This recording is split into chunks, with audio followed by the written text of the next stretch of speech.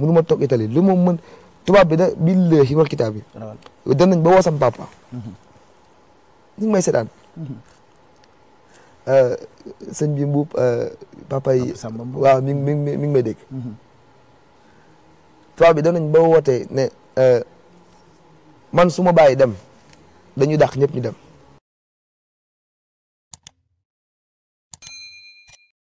lan moo la may parce que ku la dégg ngay wax dina sentir spiritualité bu nekk ci yow ak ngëm boo xamante ni dafa nekk ci yow lan moo la may ba nga am gëm boobu parce que am na yenn discours yoo xam ne ni boo ko dee génne rek gëm-gëm la ak tolluwaay moo lay mën a may nga réfléchir xalaat ni du yow waaye mayu suñu borom la.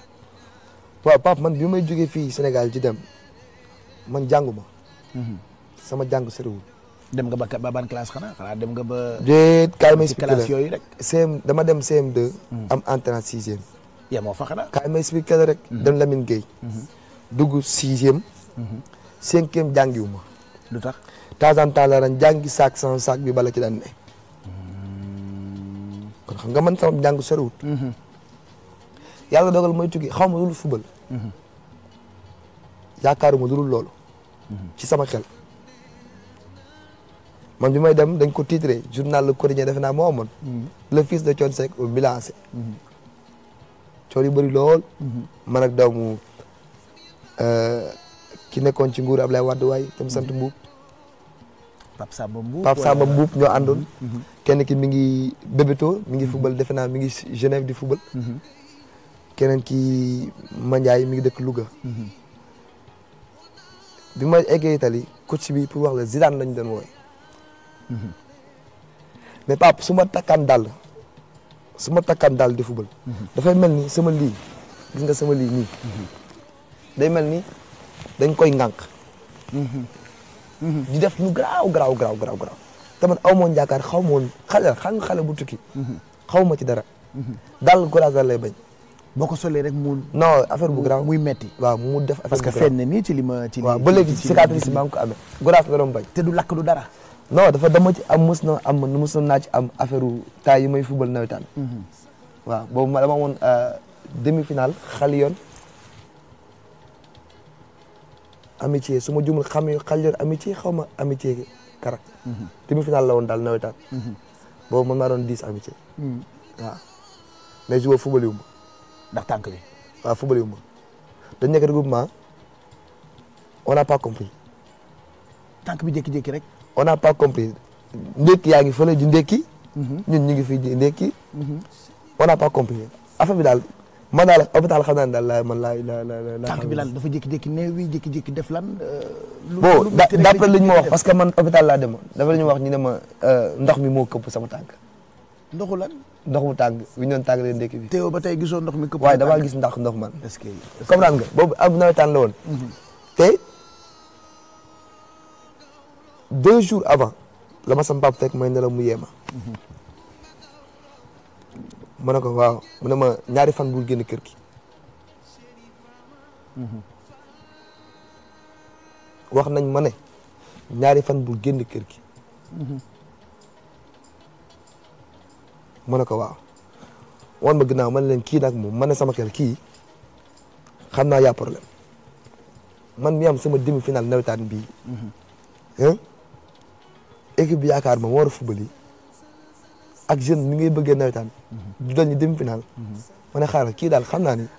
yëggul sax fii metti boobu. xale nga. waaw te xamoo lu bëri.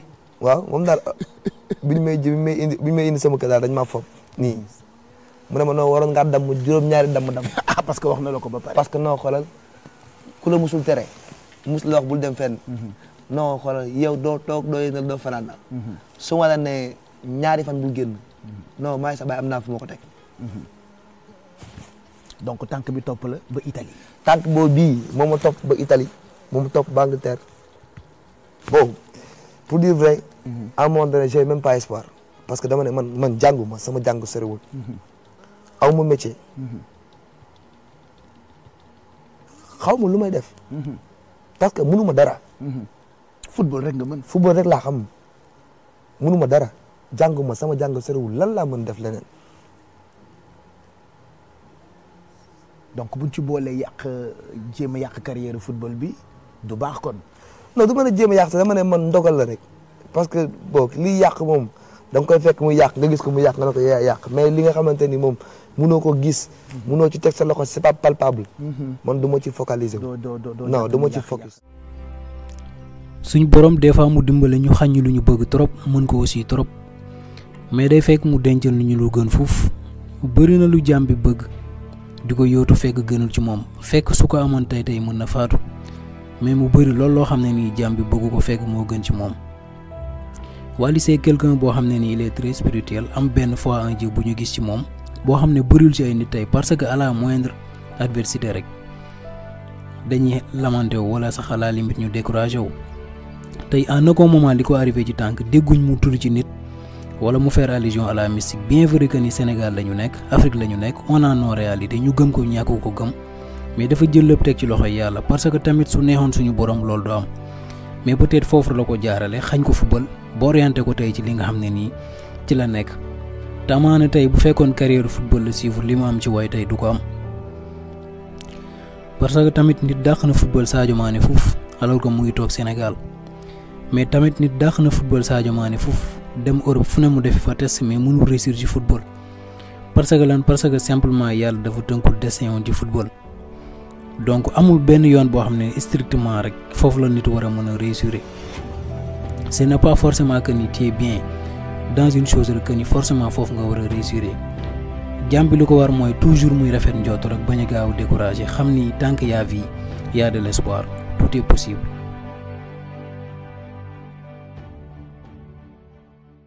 yàqin boo ko bëggee am moitié moom. nekkatul yàqin. waaw. donc yàqin boobu lan moo la ci tàggat. waaw mën naa am nag loolu moom gannaaw yàlla ak yonent bi. loolu dama koy jagleel sëñ Bamba. parce que mooy dugg ci kër xool li fa neex. xool li ko neex. mu ne ko coppet teel ko boppam. waaw rawatina nag ci bandal mu Cheikh Ibra. waaw. moom daa xaar ba sëñ Bamba tànn ba pare. mu dem tànn defar. moom noonu laa ko mën a jàppee. te nag Pape Cheikh maam yaay ju baax. macha allah waaw yaay ju baax yaay joo xamante ni vraiment. sama papa gërëm na ko fu ne. macha allah waaw donc il fallait même bu dee 5 minutes. ah mu am doom ju ko layal. voilà waaw ju ko wàllu sax waaw ju ko layal waaw. et defe naa li ngay wax ni day doon jàngat message bu fort. pour xale yi nga xamante ni ñoo ñuy seetaan ci kilifa. ci fonk waajur. mais ci am gëm-gëm. ak boo mënti am. boo amul foi. je ne pense pas que di nga mën a évoluer ci quoi que ce soit. parce que tey mënoon ngaa xaddi bi nga xamee ni carrière football baa ngi commencé metti mu ngi commencé yàqu ak tànk beeg yooyu après suñu borom jox la Pastef gu toll ni nga raam ba dugg ci musique te loo xam ni intéressé wu la woon. loolu itam yëfi suñu borom la. ak foi boo xamante ni yàgg nga ko am grâce ak ki nga doon. waaw parce que li may wax rek gis nga yàlla dafay tënk. mais xam nga ñun si ñun tënk bi dafay kawe. day gudd ba nga xamante ni dañuy foog ne sax affaire du mës a ñëw. fekk moom tënk na li muy tënk bu yàgg. jamono yi may nekk di jaabante diggante Fadia ak suma kër. Ouest Foire xam nga football yi cant yi football cant. sama papa mës na mer ne ma yow bu dee man rek nga yaakaar tukki non doo mës a tukki. yow doo mës a tukki xam naa ni rek fi ngay mujjee yow moom nañ la bàyyi nii yow moom kenn xamul ki nga doon. ngay dem rek. waaw nañ la bàyyi nii rek mais xam nga wax waajur dafa fort ba nga xamante ni. léegi sax daf lay topp. même bu la toppul à 100%. dina la. dina la cof tuuti. bi may tukki sama papa yóbbu ma. non. Kenza Maris laa jaar. dafa amoon test ku ñuy wax Mendy ñëw fa. Mendy bi mu ñëwee ñetti fan laa def man ci centre bi. ma bokk ci ñu tànn. te fekk naa fa ñu def ay 1 an. mais sama billet avion moom moo dem jënd ko. Papa Thione. parce que boobu sonal naa ko witti ci football. sonal naa ko torop ci football. ba nga xamante ni ma xam naa li mu bëggoon mooy rek ok léegi football nga doon defal naa la ko. waaye imagine toi ki nga sonal ci football ba mu jënd la billet d'avion. nga dem ba Italie tubaab bi gëmewu la. yow nga dem Italie mënoo fa toog. mu maa toog Italie su ma soobee daal mu mel ni sama tànk bi da ngay waaru daal. mënu ma toog Italie lu ma mën tubaab bi da billahi wal kitaab bi. dem nañ ba woo sam papa. ñu ngi may seetaan. sëñ bi mbuub papa yi waaw mi ngi may dégg. tubaab bi dem nañ ba wootee ne man su ma bàyyi dem dañuy dàq ñëpp ñu dem. gëmeewu ma woon Zidane lañ mën a wooyee. gëmeewu ñu ma woon mais pap suñu borom day xool li ko saf. mu def ko boobu Thione Seck daj na ci musique rayante na ci musique xaru na ci musique mais il fallait suñu borom indil ko loo xamante ni aussi da nga wax ne ko ok même li nga bëgg yëpp soo ko amul am na loo xamante ni dinaa ko jox sa doom. dëgg la man pour man foofu laa jàpp quoi. mu fayee la ko mu fayee ma te loolu mooy yëfi suñu borom. papa sama papa dafa ma tàggat gis nga su ma gisee sax ñu naan non donc Thione Seck la dafa yomb ci moom. damay retaan. parce que non ils comprennent pas ce qu'ils disent. parce que je pense que frère Thione Seck bi yi fi nekkoon di way yi fi nekk di way. sax ñoo ma gënoon nooy le si. parce que sa papa leen couvé woon. waaw mu ne ñoo parce que dina am yoo xam ne waaw ni muy traité frère am. bi mu bokkoon ndey baay du ko bëgg a traité doomam parce que du bëgg doom ji am dara lu yomb. déglu ma bu baax li may wax. télévision laa toog. dañu su may joué par exemple joué ji damay dem joué ji. mais sama première akapes man. bi ma def ànd ceeg waa Sen TV. am na matériel boo xamante ne sama papa daf ma ko loué. lu tax moo ko moom. jàngal la àddina moo tax. mais daf ma taataan xam nga man laa ko mën a expliquer. daf ma gis nga su ma nit bi ñu wax ne wàlli lii nag kii non moom ni muy defee bay dékku yi damay retaan rek parce que Papa Thione daf ma taataan. daf ma dimbali. parce que su ma bàyyi woon noonu may defee sama bopp doomu Thione. lépp yomb kon du demee ñi tey. dëgg la. li ma wax rek. xëy na ñoom papa Ousmane bu ñu bëgg album. sama papa dina jël woo musiciens yi. fay leen dafa leen album ñu génn. non man su ma bëggee. dafa leen album ba pare. génn publicité leen ko woy benn titre ci biir album bi dafa leen man sama single ba fi ma waxee yow nii ba fi ma toogee yow nii. studio Kilibo lépp sama poste lay jógee. ça t'a beaucoup servi quand même. daf maa dimbali bi mu sottee yow ci sa jëmmi bopp de ciwuloo ko. daf maa dimbali. donte je reste convaincu que au départ daan nga mer daan nga wax ni waaye mënoon na maa jàppale lu tax defaluma lii lu tax lii ak laa ak lële. non xam nga. waroon na gën a mën a yomb ci yow ku wéet tagg sa bopp. tagg sa bopp maanaam nga xam ni est-ce que yaa ngi avancé. est-ce que avancé woo. mais ku wéet aussi am nga droit am sa mer. waaye foofu rek la yem ci yow la yem de. doo ko wax mbindeef doo ko jëfee. parce que mu am nay fulla fajal boppam. te ragalul faj. donc boo amee papa bu mel noonu. non da ngay xoolal xam ni tu n'as pas le choix en fait. en plus soo nekkee xale doo mën a comprendre yenn yi. mais soo màggee da ngay xam ni kii dala doon dimbali. dala doon dimbali il m'a beaucoup aidé. il m'a beaucoup aidé. gannaaw ba ma jaaree fa ma war a jaar dem école dem daara ñu xarafal la. tette la wan la yoon. moom daf ma dugal armée biir. armée biir këram. wañ ñu lu waay liggéey ba am ko. ak lu fay mën a toll da nga koo ñafe. loolu moom lu faramaare ñu mën a sant Thione Seck ci loolu doyul. ci jàngal la ñafe sa laay. billaay wallaay talaay. billaay wallaay talaay. billaay. daf ma jàngal non c'est grave. et ça t'a beaucoup servi. Ça m'a beaucoup servi loolu rek laay wax depuis sànq. Ouais. mais ñu dellu si waat ci salle bi. ci keroog bi nga xam ne nii def nga fi sa premier anniversaire. loolu ba tey mu ngi ci esprit sénégalais yi man c'était pour la première fois li may yàgg ci rajo. yàgg ci télé. ma gis lu mel noonu affluence bu am 1 mois avant ba ci bisu spectacle bi mu jaraloon ñu entrée yi sax dañu demoon commander ko fudul Sénégal. pour mën a am qualité wu spectacle. bu ñu musul gis fii ci Sénégal. waaw xam nga grand théâtre bi ma koy jël boobu dama doon tàmbali akapes gratuit. gratuit. mu laa la expliqué nii pàtte naa man sax génn naa cadre ba dem feneen. moo tax ma delloowaat la. waaw gratuit. après ma dem CICES def entrée 2000. après nag dama jékki-jékki rek ci benn 21 jours moo waxtaan ak Bougane. mu ne ma ñeme nga ma mu ne ma nañ dem grand théâtre ma ko man damaa gis lu ma ragal. am naa sama xarit boo xamante ne Ousmane Thiam Dogo. bi ma ko ne damay dem grand théâtre daf ma ne nag yow dawoo gàcce comme nag yow ab baadoola nga. te ab gàcce moo lay dundal man sa gàcce du ma ko fekkee man dem naa. waale xam nga la moom grand théâtre.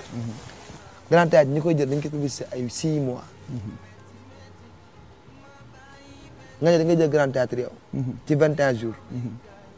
waale nag yow nag dawoo gàcce. donc dama koy jël. Bougane bi ma ne lan nga mën a garanti ma ne ko bu soobee yàlla. salle bi ñaata place lay def mu ne ma 1800 ma ne ko 1800 dinañ dugg ci biir. waaye minimum 1000 dina des ci biti. parce que li duggul woon sax. mu rey quoi ne ma man daal booy jaaxal na ma quoi. mais nag maa ngi koy gërëm bu baax parce que. moom it nit gëm-gëm la. ah oui. mu jël xaalisam def ci. ma ne ko acca. mais Pape Cheikh sama premier grand théâtre boobu. du ma fàtte li nga sol cuub nga sol. non 5 yére. c'était la première fois. du ma ko fàtte loolu. ma ñëw lu 5 yére. loolu du ma ko fàtte en fait loolu. mën naa wax. c'était un combat. jour boobu la sama carrière tàmbale. c'était un combat. waaw non jour boobu daal laa xam ni jour boobu kontaan naa. parce que combat la woon pour ñëpp combat la woon. et jour boobu laa gën a kontaan Bercy. pour ñeneen ak ñeneen. jour boobu laa gën a kontaan Bercy. lu tax. jour boobu dama kontaan parce que avant d'être international il faut être national. balaa nga naan naam da nga fay ne. da nga fay ne. te loolu noonu risque bi ma jël noonu. mënoon naa fa jaaree kenn waxatu ko. dëgg la de. waaw dëgg la de. mais gëm-gëm la rek li may wax rek. et c'est très très important salle bi. salle bu ma jox cër la man. salle bu ma fonk la. c'est pas pour rien ñun man ma woolu la fi tey. waaye man kay xam naa ni. doo sa dara du hasard. voilà pour ñu sa ndaanaan tey laa ko gën a nangu. waaw yàgg naa la ko nangu waaye tey laa nangu ni. sa ndaanaan dafa rax. parce que dañu tolloon nag ci période bu xawoon jafe. période boo xamante ni c'était pas évident waaye ndokk ba dem nga daara sa papa yar na la yaru soldaar yàgg nga àll dund nga fa lu neex dund lu naqadi. loolu yow yaa ko xamoon waaye ñu jékki-jékki rek Sénégal yëpp ñëpp àndandoo ak yow affaire bi mel ni xeex te ñun gisuñu woon ki ñuy xeexal loolu itam defe naa bokk na ci li la gën a jox attachement ci sa diggante ak sénégalais. waaw loolu moom sénégalais yi moom ni ñu ma def rek li may wax rek tout le temps ils m'ont beaucoup aidé parce que dama leen di tooñ rek le waaw mun naa su ma leen tooñee ñu génn ci man waaye dañ may comprendre xam ni nit laa et Pape man du suma tooñ génn ne maa ngi jégalu aw ma problème boobu man non aw ma problème boobu parce que nit laa lan nga tuddee tooñ est-ce que ay tooñ dafay am peut-être ay incompréhension. waaw xam nga nit mën nga tooñ nit te doo ko yëg. nga tooñ ko involontairement. parce que dañ ne seen coutume ak seen yarin peut-être yow li nga jàpp ni du dara mën na blesser ñenn ñi. dëgg la. li nga jàpp ni du dara. mën na blesser ñenn ñi. surtout koo xamante ni da nga weex dunk. bëri ay détracteurs. bëri ñoo xamante ni bëgguñu lu dul nga faxastalu. pour nga tooñ nit dafa yomb. si dafa yomb. parce que sama problème mu sac bi may téye sac. soo gisee ma ne tooñ. bi may téye sac bi aéroport laa wàcc. téye sama sac. mais kuy tukki di nga yor sac. te defoo ko woon exprès en plus. non non du def exprès sax. je l'ai fait exprès. définitivement parce que nit da ngay assumer. sac la bu ma fekk ci boutique. oui tu l'as fait exprès ndax da waaw ngay parce que sac de voyage. sac la bu ma fekk ci boutique exprès pour tooñ. ma jëm jënd ko. suma xaalis. téye ko. def ci samay bagage wàcc aéroport téye ko ànd ak samay copains ñu jël si ma ñu fotow ñu yaayu ko yaayu boo xamante ni yóbbu ko fu mu àggul woon noonu quand même. ah bu mujj gi sax góor day romb yor cartable ñu ne sac la téye rus ngaa téye sac góor et pourtant cartable fii la jiitu mais xanaa doo tukki yor say bagage wax dëgg yàlla nag di ko def ci cartable sac sportif dañu yor seen sac sport sac boobu genre sac boobu la mais indi nañ fi polémique boo xamante ni fii laa ko mujjee teg ci grand théâtre xotti ko baalu sénégalais yi ak malgré tout def naa ko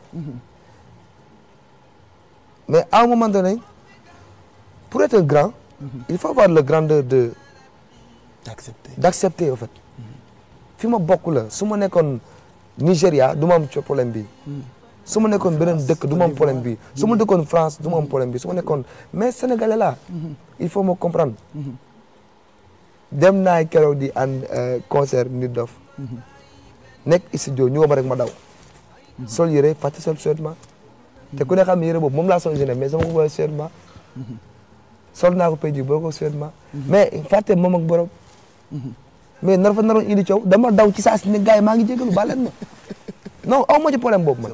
parce que da nga doon bañ peut-être polémique. non dañ koy gën a yaaw yi xam naa sama bopp dañ koy gën a yaaw yi. dëgg la te du ko jar. parce que Wally Seck la. non ma génn ni leen gars yi maa ngi jégalu. aw ma problème boobu man. ba ñu naan non le silence bu amee da nga war a noppi man gëwuma loolu. parce que duñu ma pardonné dara. Pape boo xoolee pendant 4 ans ngi ni xaw ma 3 ans. doo dégg mu ko li Wally sol. non li mu sol non ay waxu waaleeg habillement waaleeg non non yooyu moom fàtte nañ ko. parce que dama ciy bàyyi attention trop léegi. parce que dama koy def parce que sax ñi ma bëgg moo tax. xam naa ne moom ñi ne déet moom déet la ñuy bind. xanaa bu ñuy wax waaw seen biir néeg la ñuy toog ne waaw. waaw nangu ci pet xam ni dëgg neexul. parce que c'est pas booy bi fi mu laal nooy na. baax na waaw xam nga mais duñ ko wax publiquement. donc.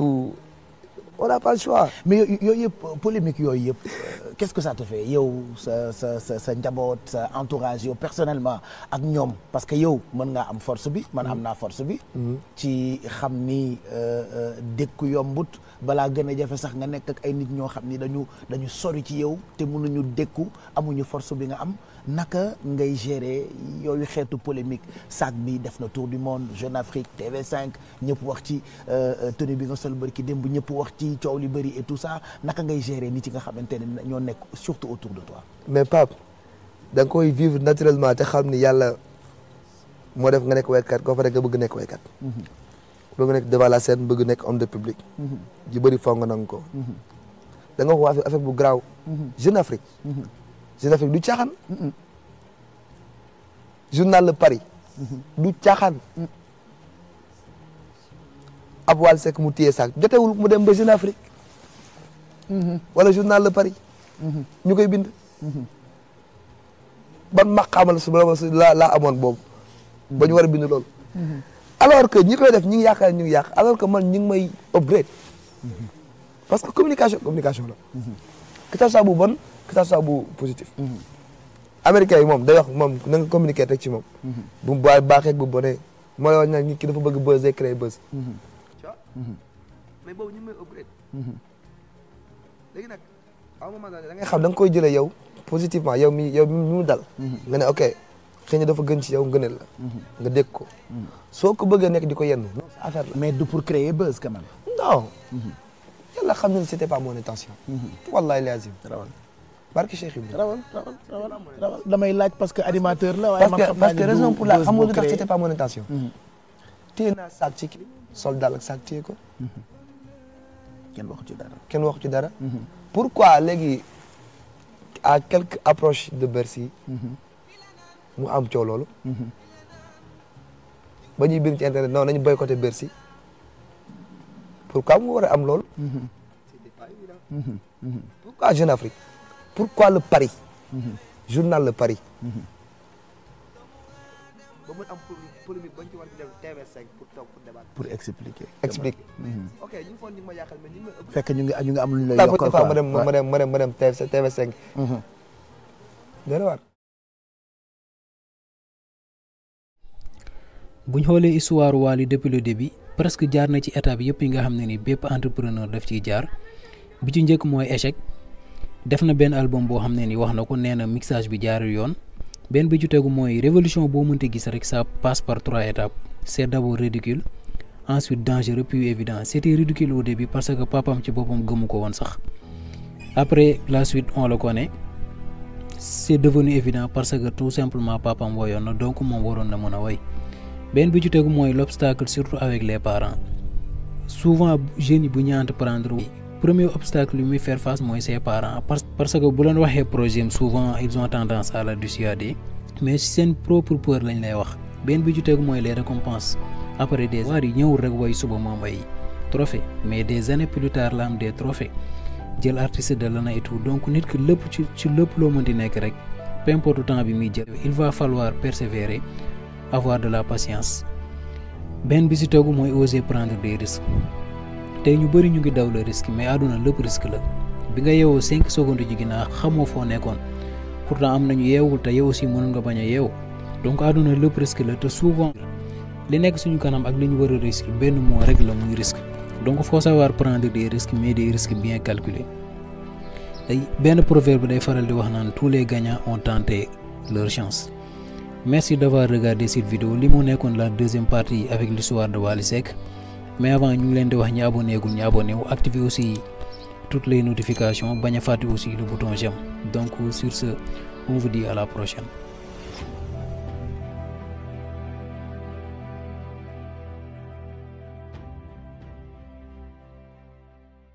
waaw suñu borom mooy natt rek. xam nga tolluwaay moom. Pape soo xoolee 2 ans derrière. vous n'étiez pas comme ça. ma la woon ni.